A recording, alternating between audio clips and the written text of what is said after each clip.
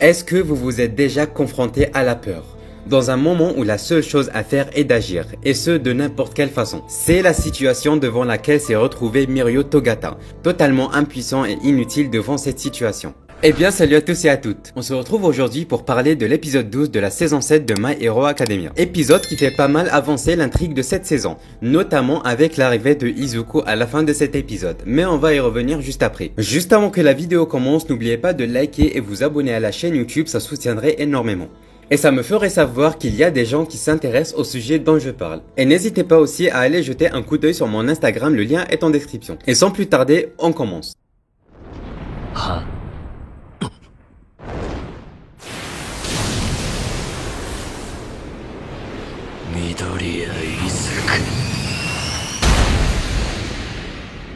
L'épisode s'ouvre avec le premier détenteur du One for All qui s'adresse à Izuku vis-à-vis de All for One et de Shigaraki par conséquent, lui disant que ses alters deviennent de plus en plus forts. Et ensuite, après l'opening, on voit la situation totalement dégénérée du côté du cercueil de Yuei, où je rappelle que c'est là que Bakugo s'est fait tuer. Et les héros totalement choqués et terrorisés du déroulement des événements. Avec Monoma qui se souvient des propos de Bakugo qui lui disait qu'il ne perdrait jamais et qu'il gagnerait d'une façon absolue. Et Monoma crie alors de désespoir qu'il n'avait pas tenu sa parole. Et tous les héros essayaient plus ou moins de se confronter à Shigaraki mais sans espoir. On passe alors du côté de Kamino à Kanagawa où je rappelle s'est déroulé le combat de Shoto contre Dabi. Et on apprend que Dabi a appris à maîtriser la nouvelle technique de Shoto juste en la regardant. Et il se relève alors et brûle l'un des alliés de Shoto. Et on se demande alors pourquoi les héros n'ont pas fait vite pour le ligoter ou pour l'emprisonner, car c'était plus ou moins évident qu'il allait se relever. Et Dabi demande alors à Skeptic où se trouve Endeavor, et il lui répond qu'il se trouve à la villa du Mont Gunga. Skeptic essaye par la suite de pirater le cercueil de Yuei, et ça a l'air de marcher mais on sait pas encore qu'est-ce que ça a fait. Et on voit dans une brève scène au niveau de Yuei, les 5 enfants qu'on a vus lors de la saison 4, lors du permis provisoire de Bakugo et de Shoto, qui disaient que du moment qu'il y a Bakugo et Shoto, ils n'avaient aucune raison de s'inquiéter. Ce qui montre que même ces deux-là ne sont pas protégés de tout et que la mort peut atteindre tout le monde. Et on passe ensuite aux ruines de la villa du Mont Gunga, où se battent Endeavor et Ox contre All for One, qui je rappelle utilisait l'alter de Eri pour retrouver son corps d'avant. L'épisode précédent s'était arrêté sur cette scène et on reprend directement dans celui-ci, où on voit pour la première fois au présent le corps de All for One. Et on nous explique d'ailleurs l'une des questions qu'on se posait lors de l'épisode précédent, c'est que comment All for One est parvenu à avoir l'alter de Eri.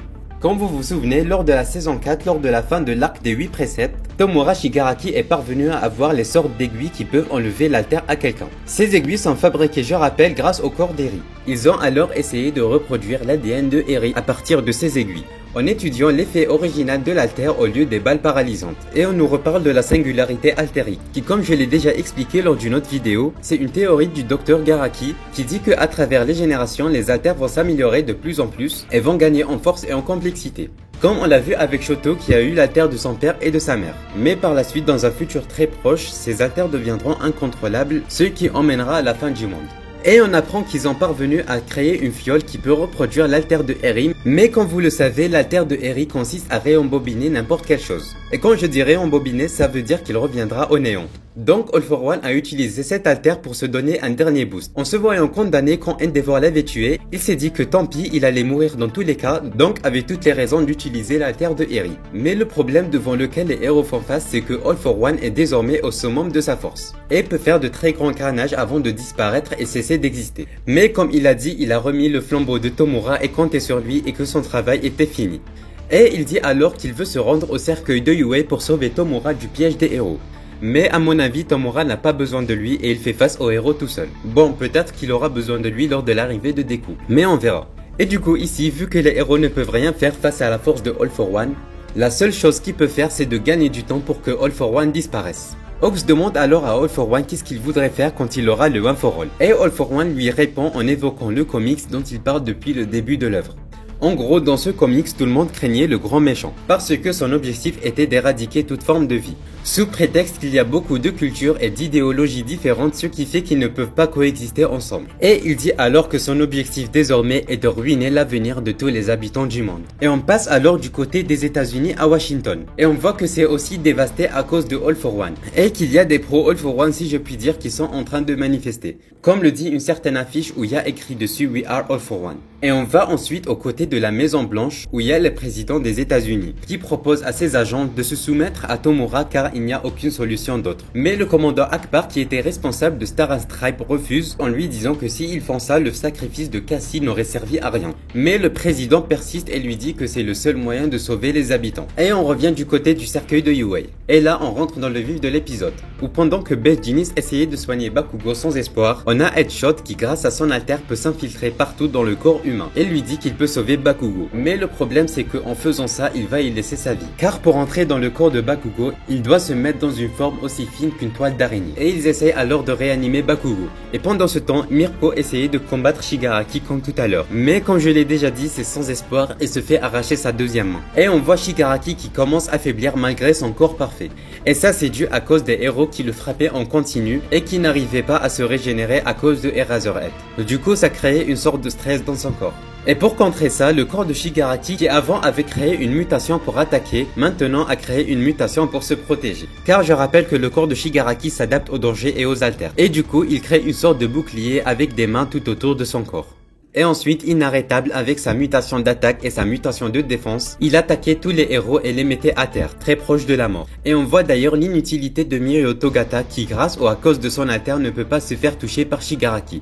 Et même s'il attaque Shigaraki, ça ne lui fait rien, car sa force physique n'est pas comparable à celle de Shigaraki, ce qui le rend invisible aux yeux de ce dernier. Et je vous laisse imaginer comment il se sent inutile, lui qui était censé devenir le plus grand des héros, et qui en a la capacité, car je rappelle que Night Eye avait prédit son avenir en lui disant que le plus grand des héros c'était lui.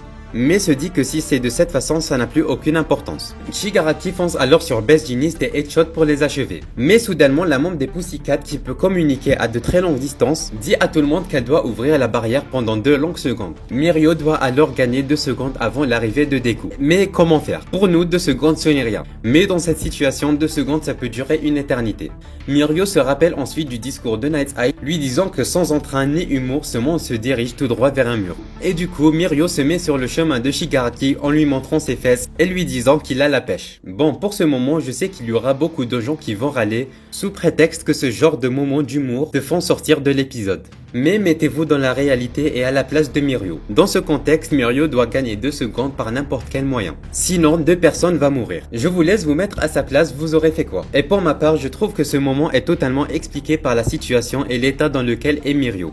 Et par la suite, Shigaraki s'arrête, se retourne vers le ciel et voit Deku en train de l'attaquer sur une scène totalement magnifique du côté animation. Et ce clôture l'épisode. Voilà pour tout ce que j'avais à dire sur cet épisode qui est magnifique niveau animation. Et on voit que My Hero Academia avec le ciel qui n'est pas bleu, c'est totalement magnifique.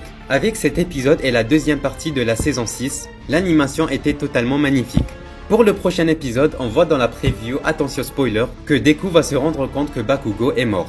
Et ils font sur Shigaraki totalement enragé. Et ça nous rappelle avec une très grande similitude la scène de Dragon Ball Z quand Krillin s'est fait tuer par Freezer. Voilà pour ce qui était de cet épisode. Et j'ai oublié de le dire aussi, il n'y aura pas d'épisode la semaine prochaine à cause des Jeux Olympiques. Du coup, on se retrouve dans 2 semaines pour parler de l'épisode 13.